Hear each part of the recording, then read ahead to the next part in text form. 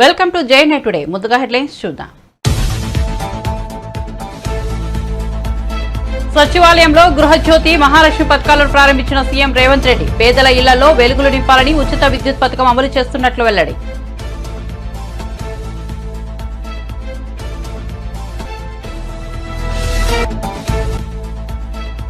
విజయవాడలో BJP core committee సమావేశం. హాజరైన కేంద్ర మంత్రి రాజ్నాథ్ సింగ్. బీజేపీ సమావేశంలో ఏపీ రాజధానిపై చర్చ. పొత్తులు ఉంటాయని సంకేతాలు ఇచ్చిన రాజ్నాథ్.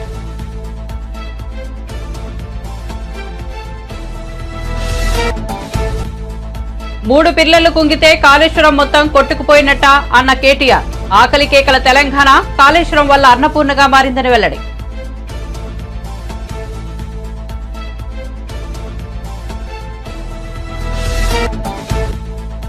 అయోధ్య రాముడి జన్మంపై బీజేపీ ఎంపీ బండి సంజయ్, మంత్రి పొన్నం ప్రభాకర్ మధ్య మాటల యుద్ధం. బండి సంజయ్ రాజకీయ డ్రామాకు తెరలేపారన్న మంత్రి పొన్నం.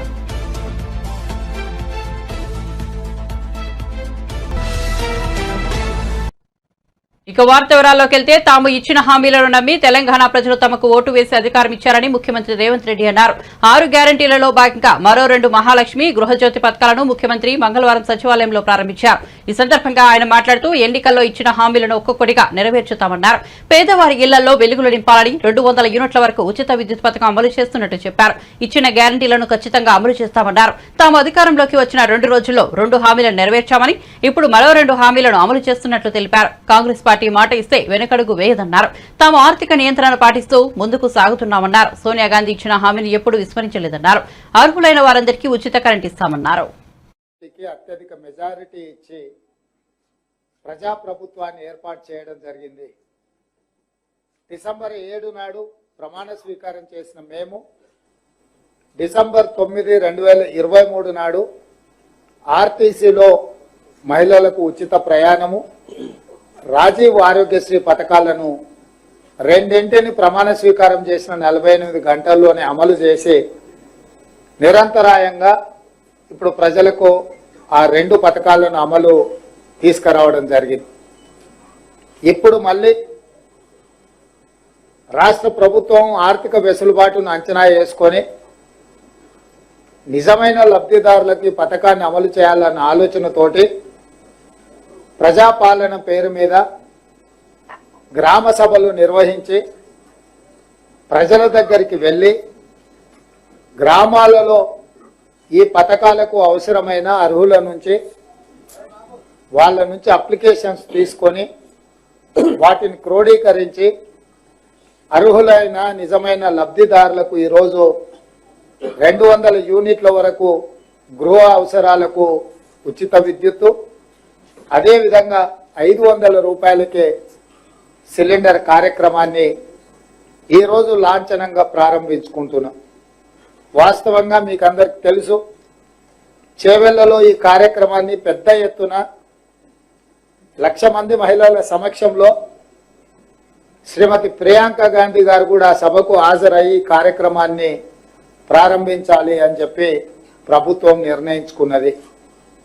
కానీ నిన్న మహబూబ్ నగర్ జిల్లా స్థానిక సంస్థల ఎమ్మెల్సీ ఎన్నికల ప్రకటన రావడము, పాత ఉమ్మడి మహబూబ్ నగర్ జిల్లాలో ఉన్న మండలాలు వివిధ జిల్లాలలో ఉండడం వల్ల ఎన్నికల కోడ్, ఎన్నికల నిబంధనలు అడ్డు రావడంతో చేవెళ్లలో ప్రారంభించాలనుకున్న ఈ కార్యక్రమాన్ని ఈరోజు సచివాలయానికి మార్చి ఇక్కడ మా అందరు మంత్రులు, శాసనసభ్యులు, శాసనమండలి సభ్యులు, ప్రభుత్వ అధికారులు, హైదరాబాద్ మేయర్తో సహా చాలా మంది కార్యక్రమంలో హాజరయ్యి ఈరోజు లబ్ధిదారులకు లాంఛనంగా ఇక్కడ ఈ కార్యక్రమాన్ని ప్రారంభించుకుంటున్నాము.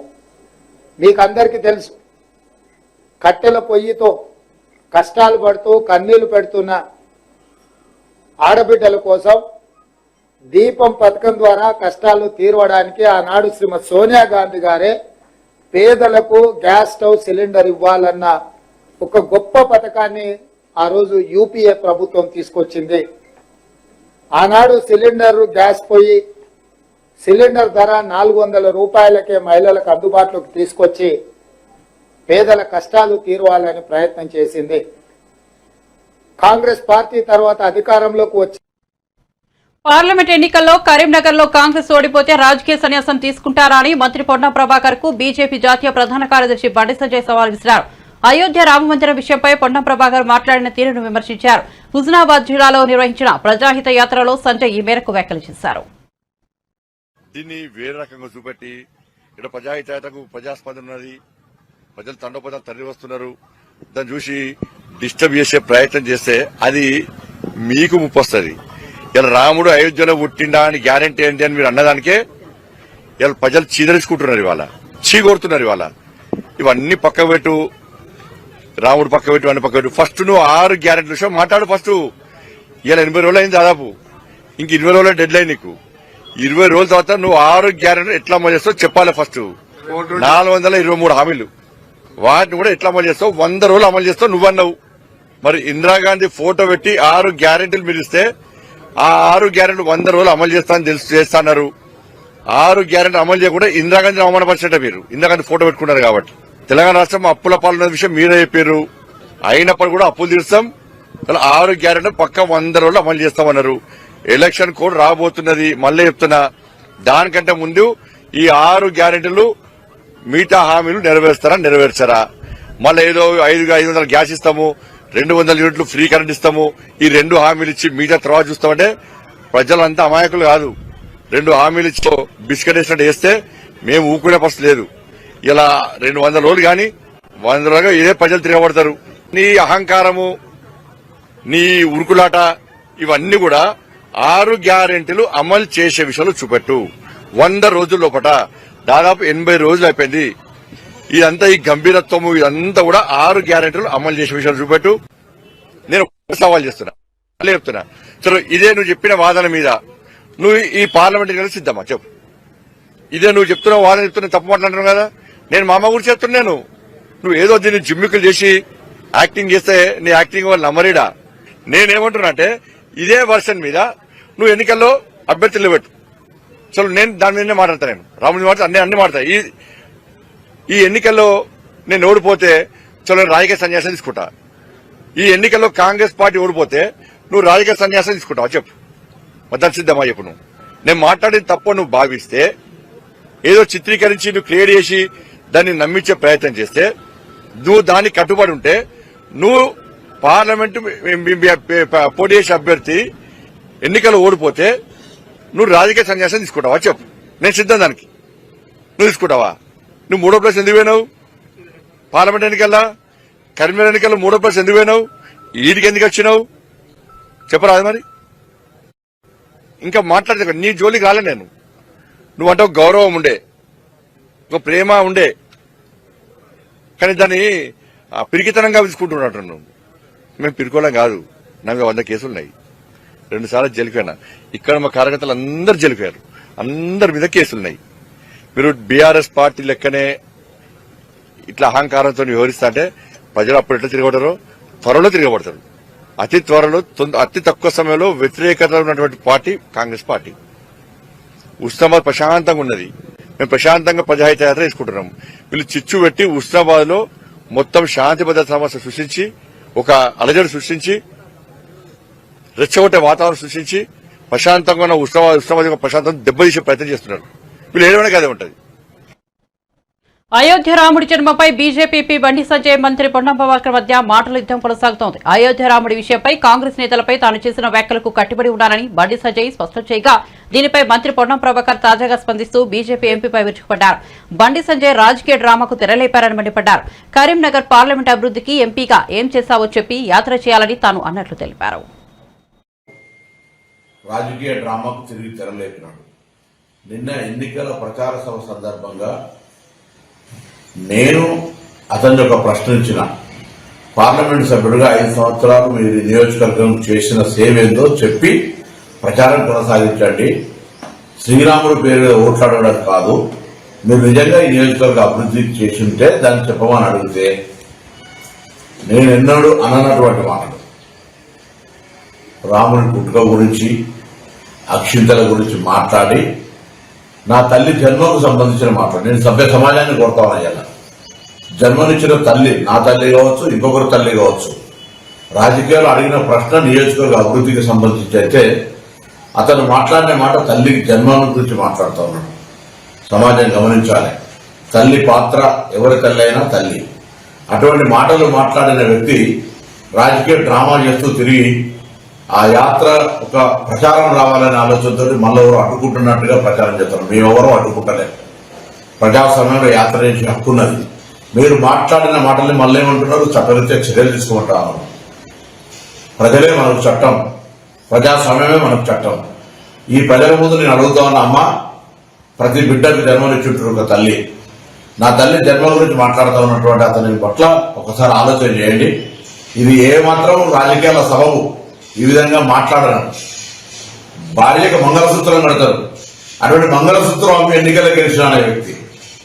అసలు రాముడు అంటే, శ్రీరాముడు అంటే ఎంత గౌరవము. ఆనాడు అయోధ్య రాముడిగా సీతమ్మ కోసం జరిగినటువంటి కష్టము, లేదా రాముడు తండ్రి మాట విలువించినటువంటి పరిస్థితి గురించి మాట్లాడే వీళ్ళు నా తల్లి గురించి మాట్లాడే, తల్లి జన్మ గురించి మాట్లాడితే ఏం రాజకీయం? భారతీయ జనతా పార్టీ రాష్ట్ర కేంద్ర నాయకత్వం ఆలోచించాలి. నేను వాళ్ళని అడుగుతా ఉన్నాను, మీరు ఇటువంటి నాయకుడికి, ఇటువంటి మాటలకు, ఇటువంటి డ్రామాకు మీరు సమర్థిస్తున్నారు కూడా స్పష్టం చేయమని నేను బీజేపీ రాష్ట్ర అధ్యక్షుడు అడుగుతా ఉన్నా. ఈ జిల్లాకు సంబంధించిన ఇద్దరు బీజేపీ నాయకులను అడుగుతా ఉన్నా, ప్రజలను అడుగుతా ఉన్నా. నేను ఏ విధంగా మాట్లాడినా నేను ఈ నియోజకవర్గ ఎంపీగా ఇయ్యాల కూడా బహిరంగ చర్చకు సిద్ధమని 6 నెలలుగా, ఏడాది నుంచి అడుగుతా ఉన్నా.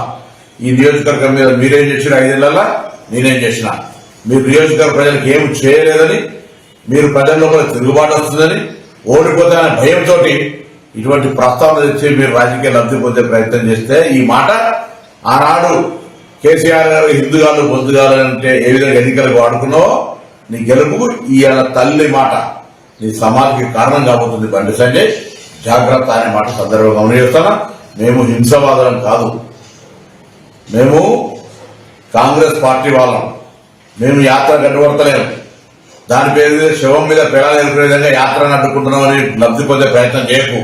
యాత్ర చేసుకో, ఏమైనా మాట్లాడుకో, కానీ నాలిక ఒళ్ళు అన్ని దగ్గర పెట్టుకొని మాట్లాడమని నీతో చెప్తాను. ఆకలి కేకల తెలంగాణ కాళేశ్వరం వల్ల అన్నపూర్ణగా మారిందని బీఆర్ఎస్ కార్యనిర్వాహక అధ్యక్షుడు కేటీఆర్ అన్నారు. కాళేశ్వరంపై ప్రభుత్వమే కుట్రలు చేస్తోందని, ప్రజలకు వాస్తవాలు తెలిపేందుకు మార్చి 1 నుంచి మేడిగడ్డకు వెళ్లాలని నిర్ణయించుకున్నామని స్పష్టం చేశారు. కాళేశ్వరం అంటే ఒక బ్యారేజీ మాత్రమే కాదన్నారు. మిత్రులు మాట్లాడుతున్నారు ఈ మధ్యన, కాళేశ్వరం అంటే ఒక మేడిగడ్డ మాత్రమే అన్నట్టు, కాళేశ్వరం అంటే ఒక బరాజ్ మాత్రమే అన్నట్టు కొంతమంది తెలియక తెలిసి కూడా కావాలని ప్రజల్ని తప్పుదోవ పట్టించడానికి కూడా మాట్లాడుతున్న పరిస్థితి. మేము మేడిగడ్డకు కూడా బయలుదేరిపోబోతా ఉన్నాం. మరి పెద్దలు కేసీఆర్ గారు నల్లగొండ సభలో, బహిరంగ సభలోనే స్పష్టంగా చెప్పారు, మీరు పోవడం కాదు మేమే పోతాము మన మేడిగడ్డకి. మేడిగడ్డ మాత్రమే కాదు, అన్నారం పోతాము, సుందిల్ల పోతాము, మొత్తం కాళేశ్వరం ప్రాజెక్టు యొక్క సమగ్ర స్వరూపాన్ని ప్రజలకు అర్థమయ్యేటట్టు వాళ్లకు సజీవంగా చూపెడతాము అనే మాట కూడా ఈ సందర్భంగా నేను విజ్ఞప్తి చేస్తా ఉన్నా. కాళేశ్వరం అంటే ఒక మేడిగడ్డ కాదు, కాళేశ్వరం అంటే 3 బరాజులు, కాళేశ్వరం అంటే 15 రిజర్వాయర్లు, కాళేశ్వరం అంటే 21 పంప్ హౌజులు, కాళేశ్వరం అంటే 203 కిలోమీటర్ల సొరంగాలు, 203 కిలోమీటర్స్ ఆఫ్ టనల్స్. కాళేశ్వరం అంటే 1531 కిలోమీటర్ల ప్రవాహ కాలువలు. అన్నిటి సమగ్ర సమాహారమే కాళేశ్వరం తప్ప ఒక బరాజ్ కాదు. అందులో 84 పిల్లర్లుంటే 3 పిల్లర్లకు ప్రమాదం వస్తే మొత్తం బరాజే కొట్టుకుపోయింది అన్నట్టుగా, ఏదైతే కాళేశ్వరం మొత్తమే కొట్టుకుపోయింది అన్నట్టుగా చిత్రీకరించే ప్రయత్నం చేస్తున్నారో, కాళేశ్వరం అంటే ఒక మేడిగడ్డ కాదు. ఆకలి కేకల తెలంగాణ ఈరోజు అన్నం గిన్నెగా మారిన మాట వాస్తవం కాదా? దేశానికి అన్నపూర్ణగా మారిన మాట వాస్తవం కాదా? 24 లక్షల టన్నుల ధాన్యం సేకరించే తెలంగాణలో ఈరోజు 3.5 కోట్ల టన్నుల ధాన్యం పండుతున్న మాట వాస్తవం కాదా? తెలంగాణ భారతదేశానికే ధాన్య భాండాగారంగా మారిన మాట వాస్తవం కాదా? ఇది కాళేశ్వరం ఫలితం కాదా? నీళ్లు రాకుండానే, పంటలు వండకుండానే భూముల ధరలు పెరిగిపోయినాయా? ఇది తెలంగాణ రైతులకు తెలియదా? ఆలోచించమని కోరుతా ఉన్నా. కానీ ఇన్ని తప్పుడు లెక్కలు చెప్పినా కాళేశ్వరంలో కూడా మన రాష్ట్ర ప్రభుత్వమే, కాంగ్రెస్ ప్రభుత్వమే శాసనసభలో ఇచ్చిన నివేదిక చూస్తే దాని ప్రకారం కూడా 20 లక్షల ఎకరాలకు నీళ్ళు వచ్చినాయని వాళ్ళే చెప్పారు. ఈ చెలో మేడిగడ్డ అనే ప్రోగ్రాం ఏదైతే మేము తీసుకున్నామో, మన మార్చి 1 నాడు ఉదయం 8:30కు మా పార్టీకి సంబంధించిన శాసనసభ్యులు, అదేవిధంగా శాసన మండలి సభ్యులు, గౌరవనీయులైన పార్లమెంట్ సభ్యులు, మాజీ శాసనసభ్యులు, మాజీ ఎంపీలు, మాజీ ఎమ్మెల్సీలు, ఇంకా ఇతర ముఖ్యులు దాదాపు ఒక 150 నుంచి 200 మందిని ఇక్కడ నుంచి బయలుదేరిపోతాం తెలంగాణ భవన్ నుంచి బయలుదేరి ఒక్క మేడిగడ్డ మాత్రమే కాదు, మొదటి రోజు మేడిగడ్డ పోతాం. ఆ తర్వాత తెలంగాణకు కామధేనువుగా ఉన్న కాళేశ్వరం ప్రాజెక్టును దశల వారీగా ప్రజలకు మళ్ళొక్కసారి ఆవిష్కృతం చేస్తూ వాళ్ళ మనసులో ఉండే అనుమానాలు నివృత్తి చేస్తూ కాళేశ్వరం అంటే ఒక బరాజ్ కాదు, ఎంత సమగ్రమైన ప్రాజెక్టో వారికి వివరించి ముందుకు పోతాం. దురదృష్టవశాత్తు మేడిగడ్డ బరాజ్లో 2-3 పియర్లకు నవంబర్ మాసంలో పగుళ్ళు వచ్చినాయి. కానీ ఇదేం మొదటిసారి కాదండి, ఇదేదో చరిత్రలో ఎన్నడూ జరగంది, ఏదేదో మొదటిసారి జరిగింది కాదు. ఆనాడు కడెం ప్రాజెక్ట్ కొట్టుకుపోయిన పరిస్థితి 1950 దశకంలో. 2006-7 ప్రాంతంలో అప్పుడు రాజశేఖర రెడ్డి గారు ముఖ్యమంత్రిగా దానికి మరి పునాది రాయి వేస్తే ఆ రోజు సంవత్సరం తిరగకుండానే 2 సార్లు కొట్టుకుపోయింది, ఒకసారి కాదు, గుండ్లవాగు ప్రాజెక్టు. ఇది వాస్తవం కాదా? ఈరోజు మంత్రిగా ఉన్న సీతక్క గారు ఆ రోజు అప్పుడు ఓడిపోయి ఉన్నారు, శాసనసభ్యురాలుగా పోటీ చేసి ఓడిపోయి ఉన్నారు. వారు వరంగల్ నుంచి గుండ్లవాగు ప్రాజెక్టు దాకా గోవిందరావుపేట దాకా పాదయాత్ర చేసి ధర్నాలు చేసి నాన్న రాద్ధాంతం చేసిన మాట వాస్తవం కాదా? ఇది మీ కాంగ్రెస్ ప్రభుత్వంలో జరగలేదా? ఇదేమన్నా కొత్త? మేడిగడ్డలో జరిగిన దాని మీద కూడా మేము కోరుతున్నాం, శాసనసభలో కోరాము, ఇక్కడ కూడా కోరుతా ఉన్నాం, ప్రభుత్వాన్ని రిక్వెస్ట్ చేస్తున్నాం, విచారణ జరిపించండి. బాధ్యులు ఎవరైతే బాధ్యులో వాళ్ళ మీద చర్య తీసుకోండి, మాకేం అభ్యంతరం లేదు. మీరు జ్యుడిషియల్ కమిషన్ అన్నారు, ఇంకేదో కమిటీ అన్నారు, మేము దాన్ని వ్యతిరేకించడం లేదు. నిక్షేపంగా మీరు విచారణ జరిపించండి, తప్పకుండా బాధ్యుల మీద చర్యలు తీసుకోండి, మాకు అభ్యంతరం లేదు. హైయెస్ట్ వరద వచ్చింది గోదావరిలో లాస్ట్ సీజన్లో, దాన్ని కూడా తట్టుకొని నిలబడ్డది మేడిగడ్డ. మరి తర్వాత మెయింటెనెన్స్ లోపించడమో ఇంకోటో దేనివల్లనో మొత్తానికైతే నష్టం జరిగింది. అదేంటో విచారణలో తేలుతుంది, ఎందువల్ల జరిగింది అనేది విచారణలో తేలుతుంది. మేము రాష్ట్ర ప్రభుత్వాన్ని మేము డిమాండ్ చేసేది ఒకటే, రాజకీయ వైరుధ్యాలు రాజకీయ పంతాలు ఎన్ని ఉన్నా రైతుల ప్రయోజనాలు మనందరికీ, రాష్ట్ర ప్రయోజనాలు మనందరికీ ముఖ్యం. అందుకే మేము రాష్ట్ర ప్రభుత్వాన్ని విజ్ఞప్తి చేసేది, డిమాండ్ చేసేది, మీరు దయచేసి వెంటనే కాఫర్ డ్యామ్ నిర్మాణం చేయండి, చేసి మరి మరమ్మతులు చేయండి. వీలైనంత త్వరగా అన్ని పంపులు చాలు చేయలేకపోతే కనీసం ఒక పంపన్న చాలు చేయండి, వెంటనే రిపేర్ చేసి ఒక పంపన్న స్టార్ట్ చేయండి. స్టార్ట్ చేసి రాబోయే మరి మాకు ఉన్న సమాచారం ప్రకారం కొంతమంది ఇరిగేషన్ అధికారులు కూడా మరి రైతులకు చెప్తా ఉన్నారు, అక్కడక్కడ ఏప్రిల్ మాసంలో, మే మాసంలో, జూన్ మాసంలో మంచినీళ్ళకే గోస ఉంటుంది, మీకేడికెళ్ళి నీళ్ళు ఇస్తాం, మీ పంటలకి నీళ్ళు ఇవ్వలేమని కూడా చెప్తా ఉన్నారంట. కాబట్టి నేను రాష్ట్ర ప్రభుత్వానికి విజ్ఞప్తి చేసేది, మీరు దయచేసి రాజకీయ పంచాయతీలు పెట్టండి, గొడవ చేయండి, మమ్మల్ని బదనాం చేయండి, మా మీద కోపం ఉంటే తీర్చుకోండి, అభ్యంతరం లేదు. కానీ మా మీద కోపం రైతుల మీద తీయకండి, మా మీద కోపం తెలంగాణ రాష్ట్రం మీద తీయకండి.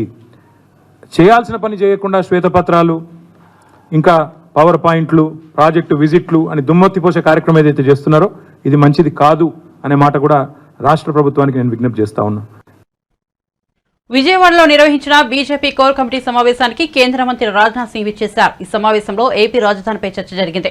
రాజధాని అంశంపై ఓ నాయకుడు అడిగిన ప్రశ్నకు రాజ్నాథ్ స్పందించారు. ఏపీ రాజధాని అమరావతినని మనం తీర్మానం చేశామని స్పష్టం చేశారు. అంతేకాదు ఏపీలో పొత్తులు ఉంటాయని సంకేతాలు ఇచ్చారు.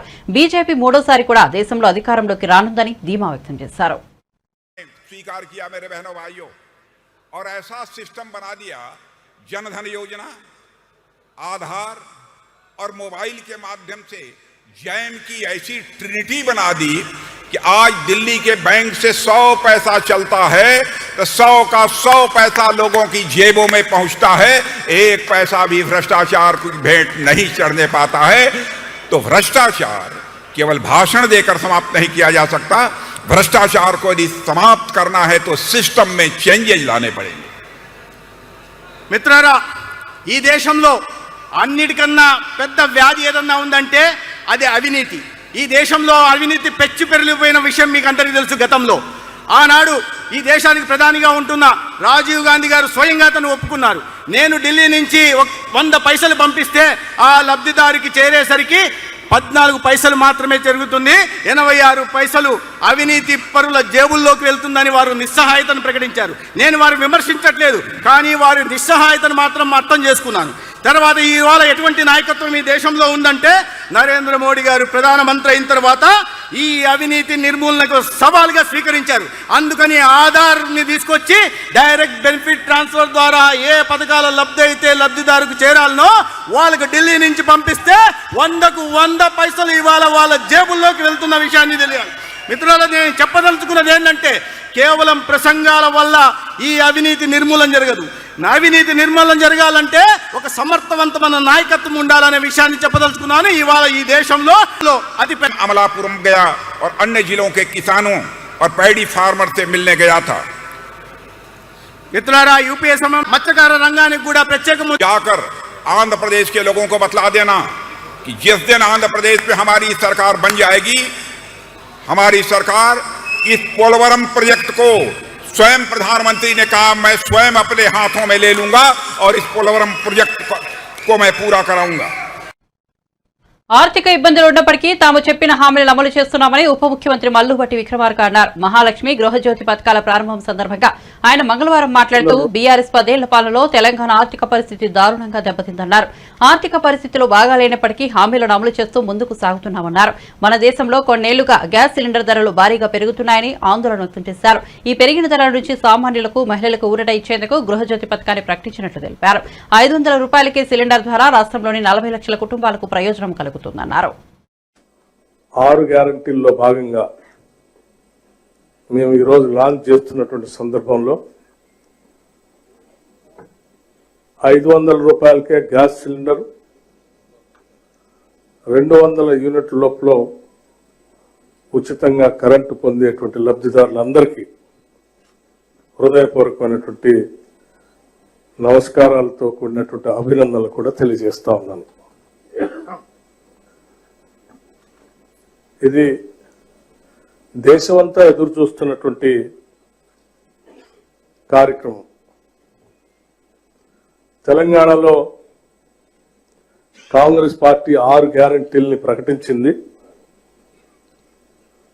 6 గ్యారంటీల ప్రకటన ఒక విప్లవాత్మకమైనటువంటి ఆలోచనలతో కూడినటువంటి నిర్ణయాలు. రాష్ట్రంలో ఉన్నటువంటి పేద బడుగు బలహీన వర్గాలకి, మధ్యతరగతి కుటుంబాలకి పెద్ద ఎత్తున ఉపయోగపడేటువంటి గ్యారంటీల్ని ప్రకటించింది. కానీ ఆ గ్యారంటీల్ని తెలంగాణలో వచ్చినటువంటి కాంగ్రెస్ ప్రభుత్వం అమలు చేస్తుందా లేదా అనేటువంటి ఆలోచనల్లో ఈ రాష్ట్రం వైపే దేశం అంతా చూస్తా ఉంది. ఇటువంటి పరిస్థితుల్లో ఇక్కడ ఉన్నటువంటి టిఆర్ఎస్ పార్టీ కూడా అలవైకాన్ని అమలు చేయలేనటువంటి 6 గ్యారంటీల్ని కాంగ్రెస్ పార్టీ ప్రకటించింది. వాళ్ళు చేయబోలేరు అని మేము అధికారంలోకి వచ్చిన 2వ రోజు నుంచే ప్రచారం మొదలుపెట్టారు. అటువంటి అనేక రకాలైనటువంటి ప్రచారాలు, ఆలోచనల మధ్యన మాకున్నటువంటి అనేక రకాలైనటువంటి ఇబ్బందులను కూడా అధిగమించి వెస్టర్న్ ఆస్ట్రేలియా మంత్రి సాండర్సన్ తెలంగాణ ముఖ్యమంత్రి రేవంత్ రెడ్డితో భేటీ అయ్యారు. రాష్ట్రంలో వైద్య రంగంలో పెట్టుబడులు పెట్టేందుకు ఆయన ఆసక్తి కనబరిచారు. తెలంగాణలో మెడికల్ రంగంలో పెట్టుబడులకు మంచి అవకాశం ఉందని సీఎం రేవంత్ రెడ్డి వారికి తెలిపారు. Health care, health tourism, health స్కిల్లింగ్లలో పెట్టుబడులకు అవకాశాలు ఉన్నాయని వివరించారు. హైదరాబాద్ స్కిల్ క్యాపిటల్ గా మారబోతోందని తెలిపారు. జిల్లా ఆసుపత్రులను మల్టీ స్పెషాలిటీ ఆసుపత్రులుగా తీర్చిదిద్దేందుకు ప్రణాళికలు రూపొందిస్తున్నట్లు వెల్లడించారు. రాష్ట్రంలో పెట్టుబడులు పెట్టే ఫార్మా కంపెనీలకు సహకరిస్తామని సీఎం రేవంత్ హామీ ఇచ్చారు.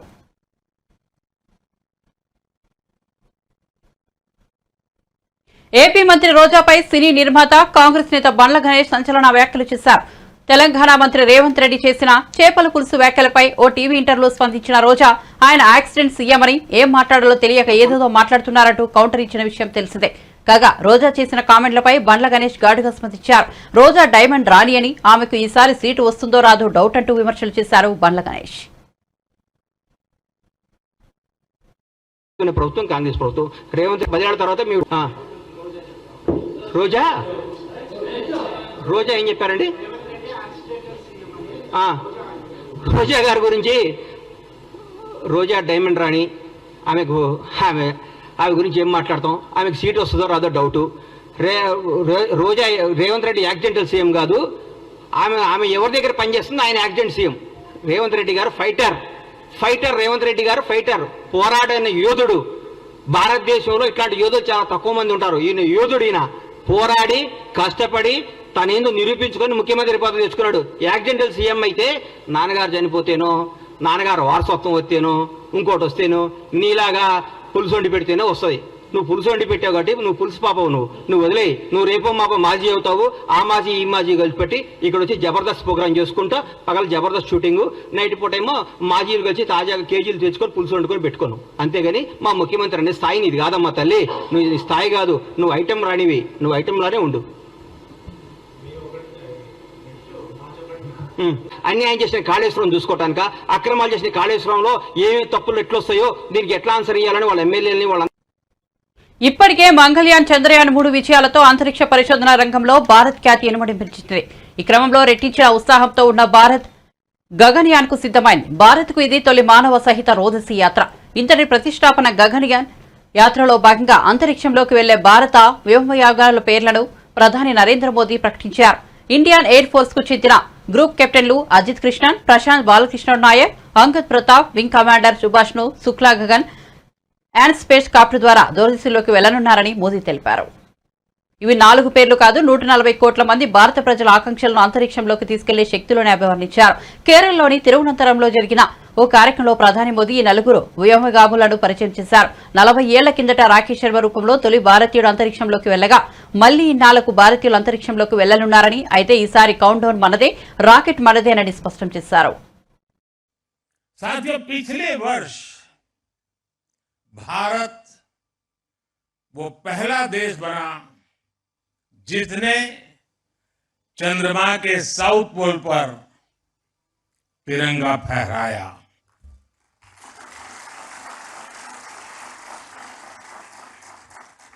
आज शिव शक्ति पॉइंट पूरी दुनिया को भारत के सामर्थ्य से परिचित करा रहा है.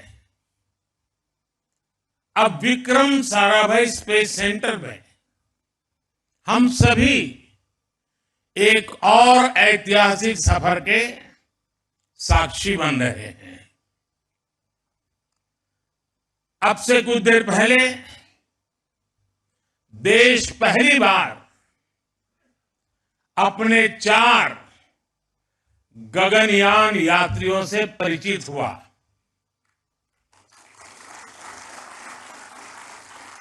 ये सिर्फ 4 नाम और 4 इंसान नहीं है, ये 140 करोड़ एस्पिरेशंस को स्पेस में ले जाने वाली 4 शक्तियां हैं.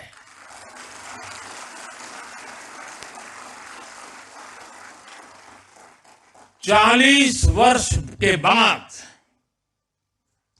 कोई भारतीय अंतरिक्ष में जाने वाला है, लेकिन इस बार टाइम भी हमारा है, काउंट डाउन भी हमारा है और रॉकेट भी हमारा है.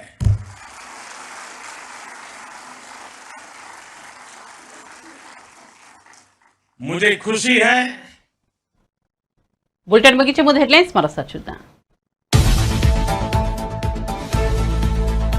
సచివాలయంలో గృహజ్యోతి మహాలక్ష్మి పథకాలను ప్రారంభించిన సీఎం రేవంత్ రెడ్డి. పేదల ఇళ్లలో వెలుగులు నింపాలని ఉచిత విద్యుత్ పథకం అమలు చేస్తున్నట్లు వెల్లడి.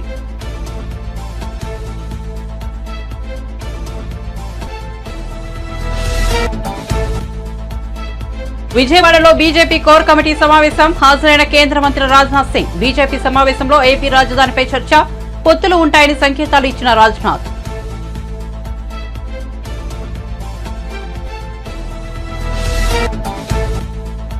మూడు పిల్లర్లు కుంగితే కాళేశ్వరం మొత్తం కొట్టుకుపోయినట్టానన్న కేటీఆర్. ఆకలి కేకల తెలంగాణ కాళేశ్వరం వల్ల అన్నపూర్ణగా మారిందని వెల్లడి.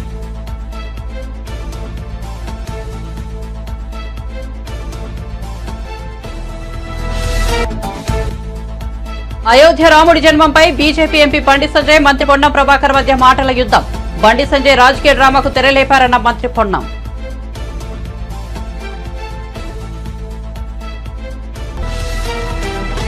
మరిన్ని అప్డేట్స్ కోసం చూస్తూనే ఉండండి JNI టుడే.